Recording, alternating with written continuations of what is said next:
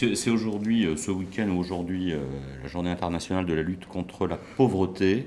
Alors, est-ce que le fait d'avoir accès à des revenus décents, à des logements décents, à un travail décent, ça fait partie aussi des droits de l'homme, ou est-ce que les droits de l'homme, c'est avant tout un sujet politique? Non, c'est politique, mais c'est aussi économique, socio et culturel, bien sûr. C'est un volet très important de l'action de la France et on l'a vu par exemple, parler de logement décent. Je crois que c'est un des grands sujets des droits de l'homme du futur. On est face à un phénomène qui n'a pas été assez, sur lequel on ne réfléchit pas assez au plan politique général et international, ce qui est celui de ce que j'appelle l'urbanisation forcée du monde, dont on a vu les effets dans bien des capitales, la violence en Amérique centrale, mais aussi ailleurs. Et aussi ce qui s'est passé à Haïti, c'est pas simplement d'une catastrophe naturelle que les gens sont morts, ils sont morts aussi d'un effondrement du droit.